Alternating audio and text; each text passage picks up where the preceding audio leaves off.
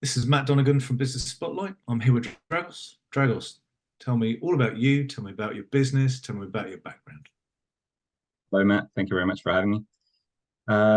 Right, so I was born in Romania originally. I transferred to Italy at a young age, lived in Rome for 22 years, and since 2017 transferred to London, where I've been living ever since.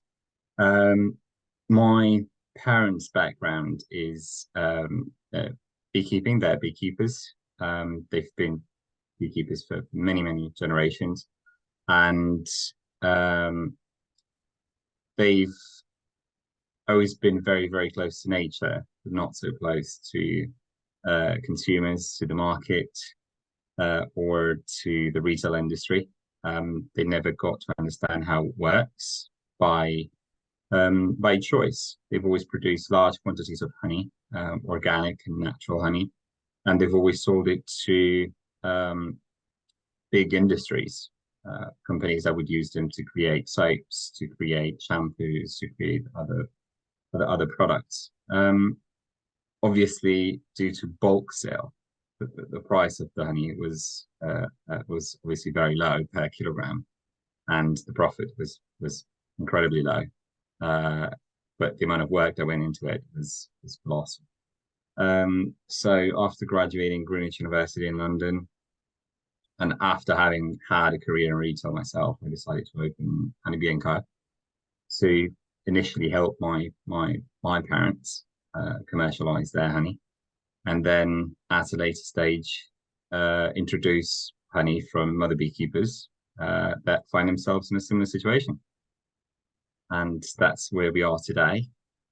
So at the moment, we are selling four types of honey. One is acacia honey from Transylvania, where my parents are and live. And we also now sell wildflower honey and soft set honey from the Midlands and heather honey from Yorkshire moorlands. Wow. Okay. So you're in I would describe it as a niche market. Um, but obviously there's a large volume of honey that's sold in the UK, mass manufactured, well, not manufactured, but mass market. How do you compete with the big mass market brands? So we tend to reach out to small to medium beekeepers. The idea is um, production of honey is limited, um, and its high price on the shelves um, tends to happen because of this factor. Um, Very cheap honey, obviously, is either imported or mixed with other types of honey or with other products that are not honey.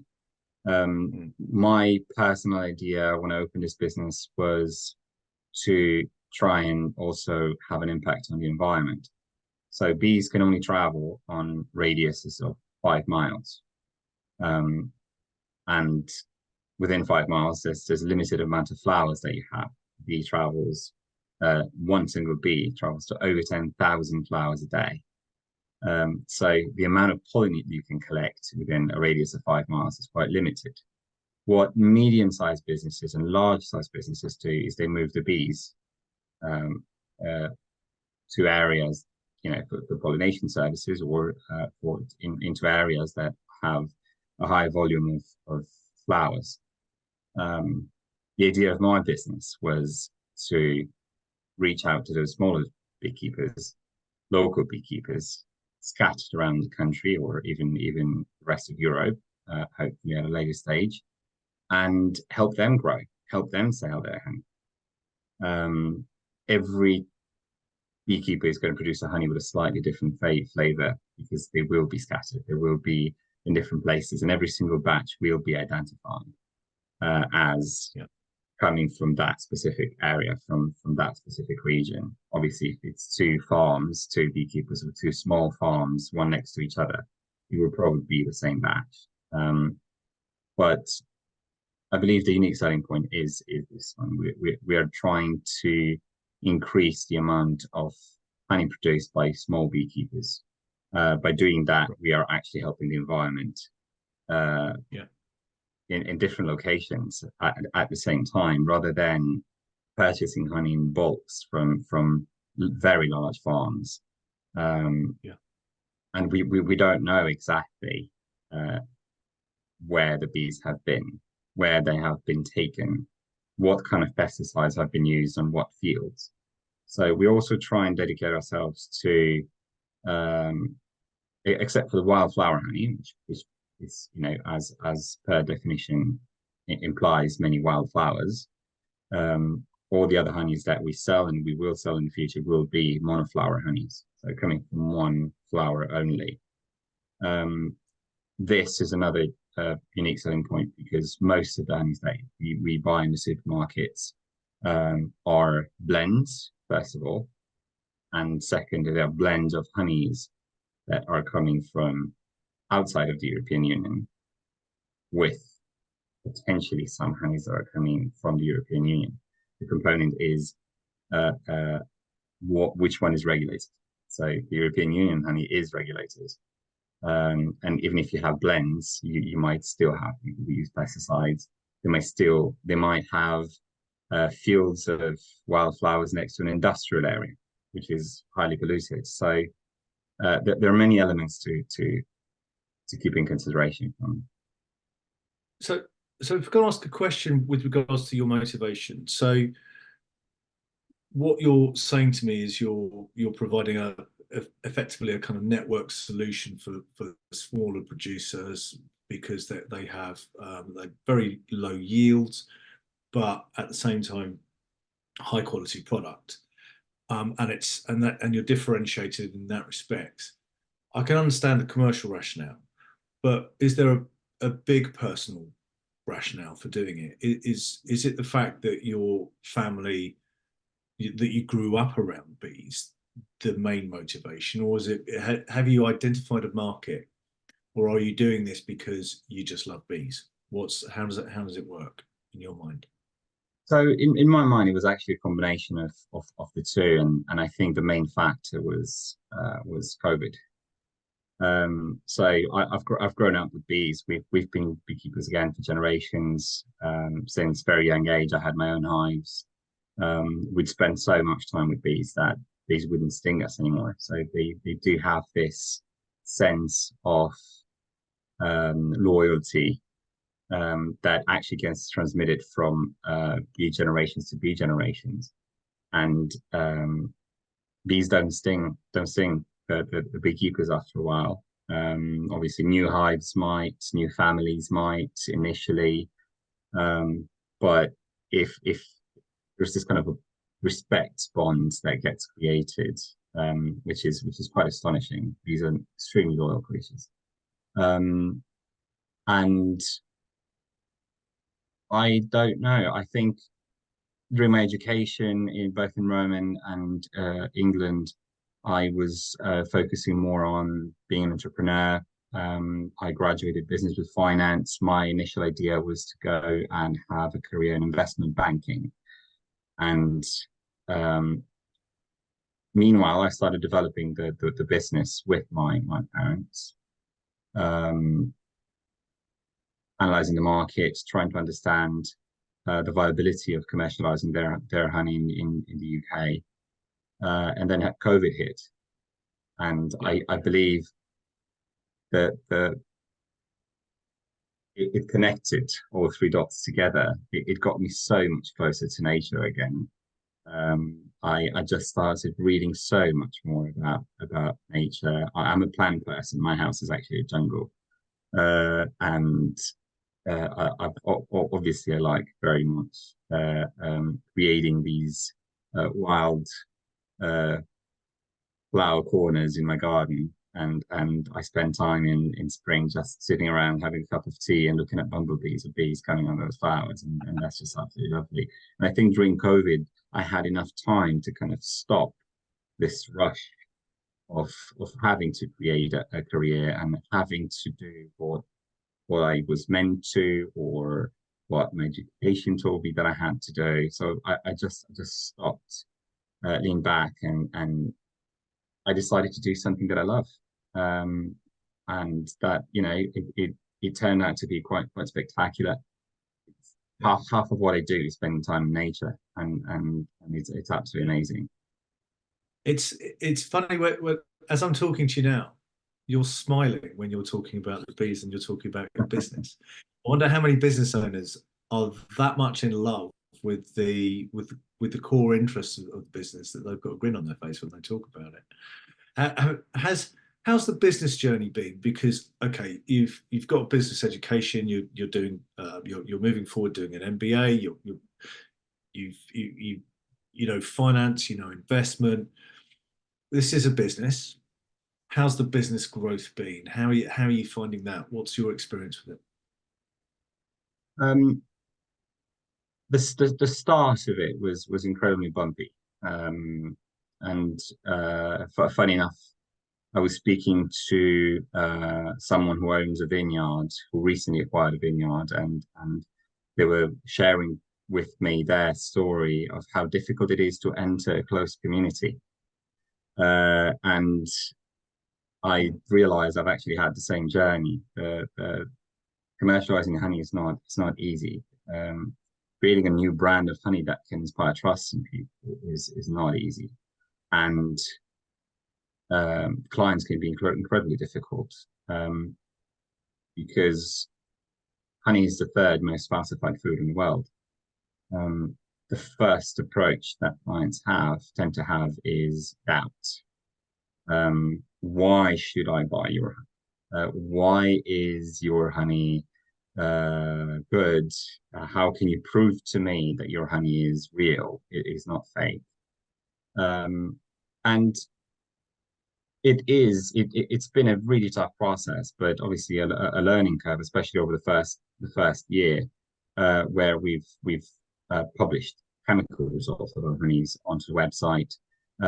We've published guidelines onto what the government says values of those chemical values should be, which are incredibly difficult to understand from a consumer perspective. And not everyone has the patience to do that. Of course, at least we helped clear the minds for the clients who did have that or who did wanted to know more.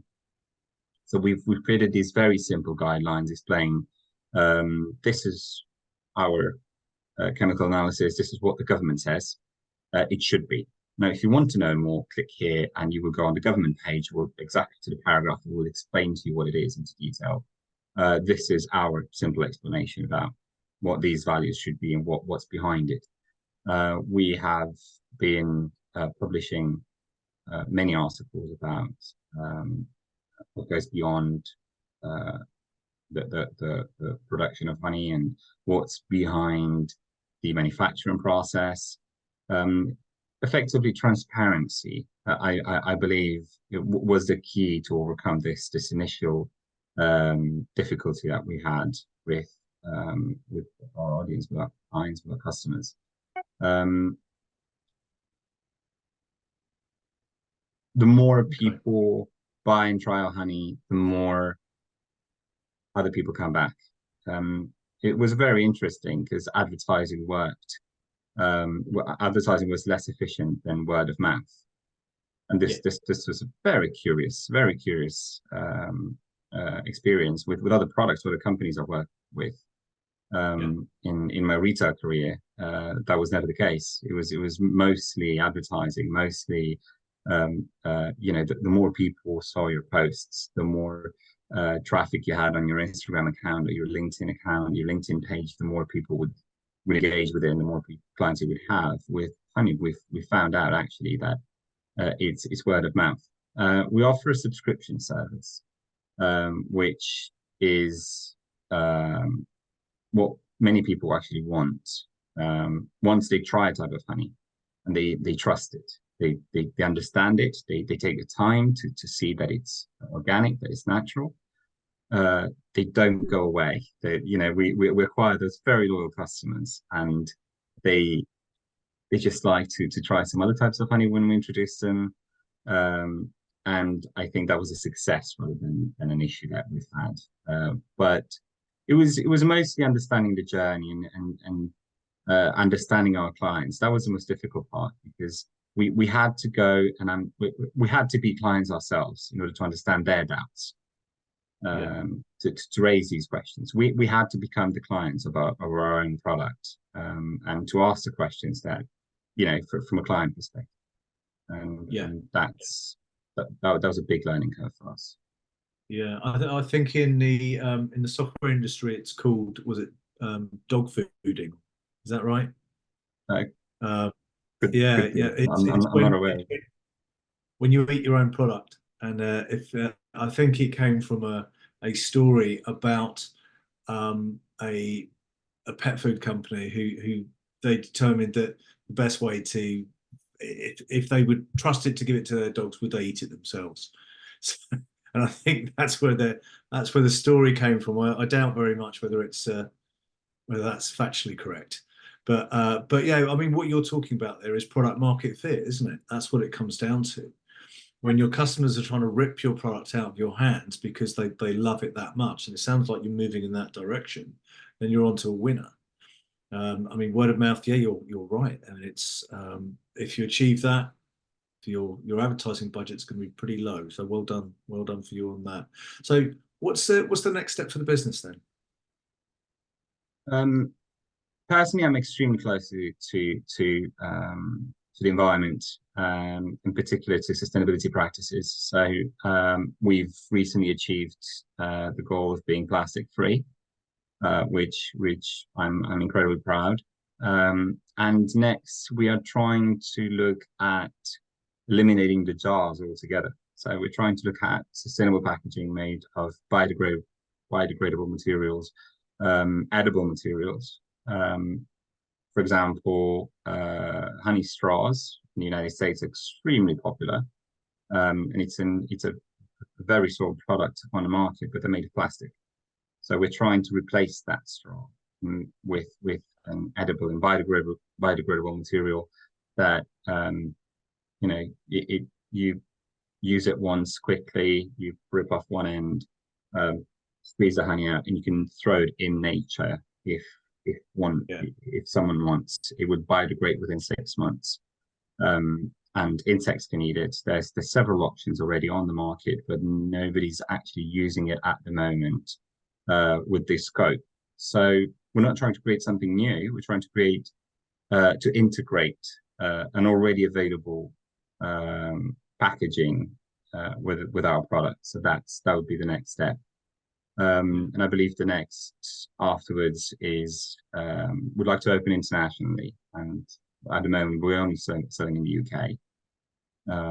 And the only honey that we're importing into the UK is my family's honey.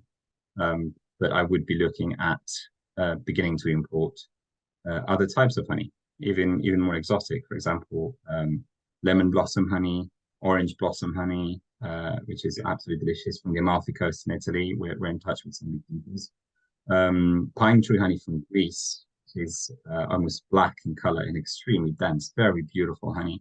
So it would be with the same aim of helping the small beekeepers, but from initially and probably over the next 10 years, we would be focusing on the UK and Europe, on commercial, helping them commercialize their honey. And obviously, we've had many questions. It's like, why don't you then help them create their own kind of a honey brand and all of that? And the reason was it's too costly to get involved into a full manufacturing process.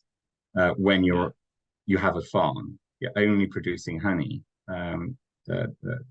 What happens afterwards is incredibly complicated, and it actually has very high costs. So this is the reason, another one of the reasons why we're planning on expanding the way we are. yeah. Okay. So you're going to bring your business knowledge and expertise into the market to radicalize that market by the sounds of it, to really disrupt it. So what's the next step for you then? Well, rather than what's the next step, what do you see as the right step for the business in terms of growth? Is it going to be fast? Are you aiming for really rapid growth? Are you nurturing marketplaces? How's it working? So at the moment, we're only selling online, and we're really focusing on the subscription. Obviously, if someone wants to try the honey and just buy one jar, they can easily do so on the website. But in terms of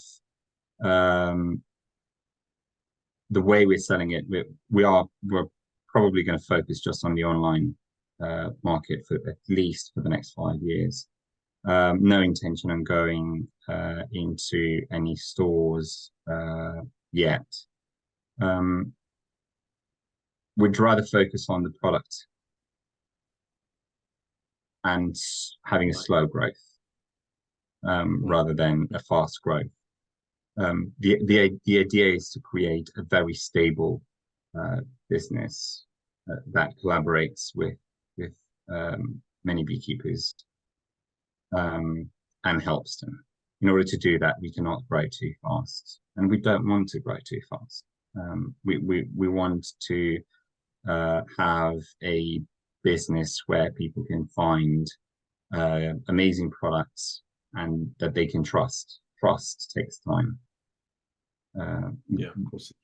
You know, if especially with honey, what is extremely important is to not bait clients into just buying once to try it, and you know, it's not like a pair of shoes that you can just buy quickly. A pair of shoes, you try them for a few months, they're not great, I'm not going to buy them again. We don't want that. We really want to educate our clients on what, you know, everything that is honey, and to gain their trust that way, and for them to try the honey after they've understood what they're buying, and then to allow us to grow steadily. So what do you see as your biggest challenge then over the next 6-12 months?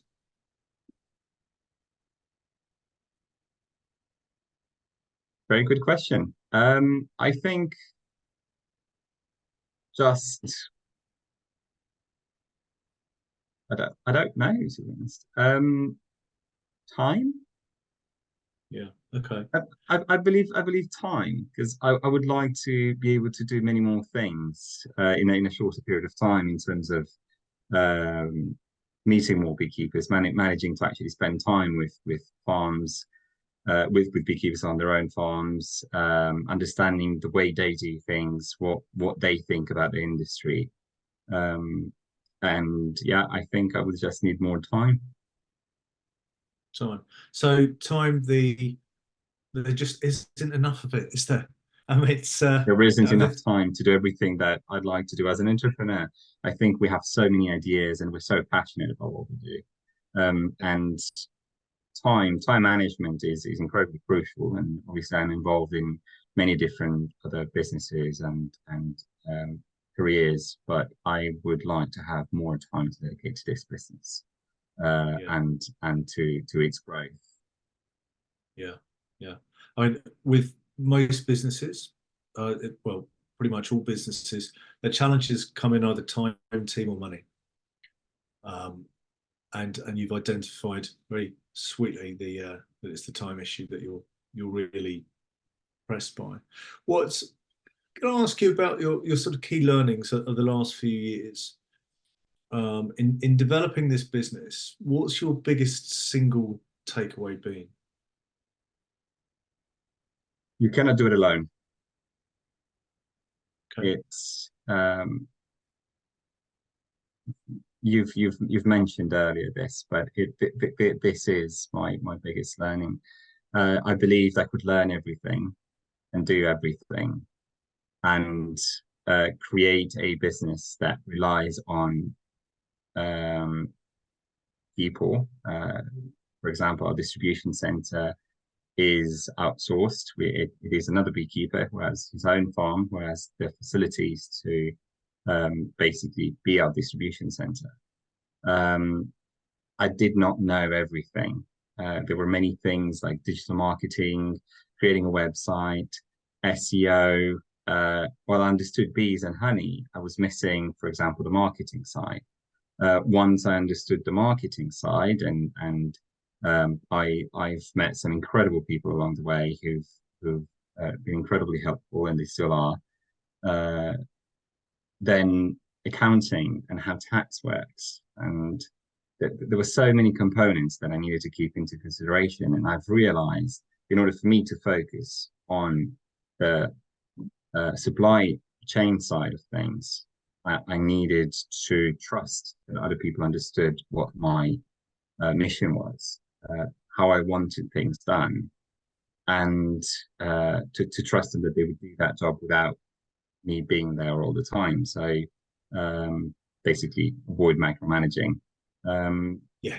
But yes, my biggest lesson was, and my advice for anyone who's who has a business or several businesses, is learn to trust people, learn to train people the right way, and collaborate. The success of one business, it cannot exist without collaboration, without trust.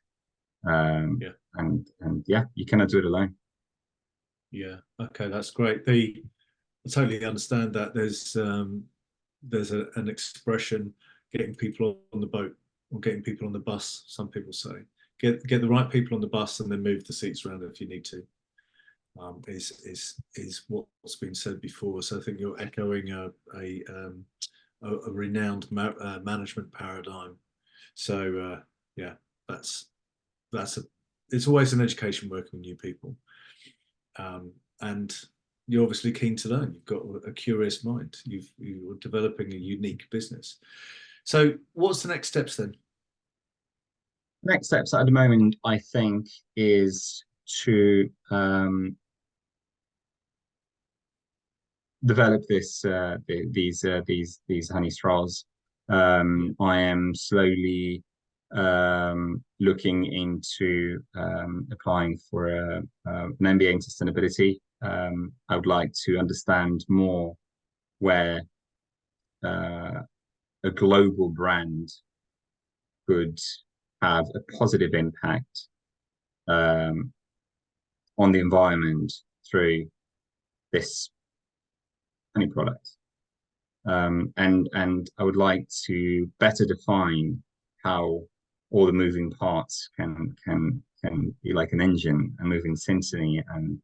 And this part of the business is something I do not want to do any mistakes on. I will, like everyone else, eventually I will do some mistakes, but I really want this to be a great new product. And again, I want to do this to not only help beekeepers, but also to have a very, very big impact on the environment. So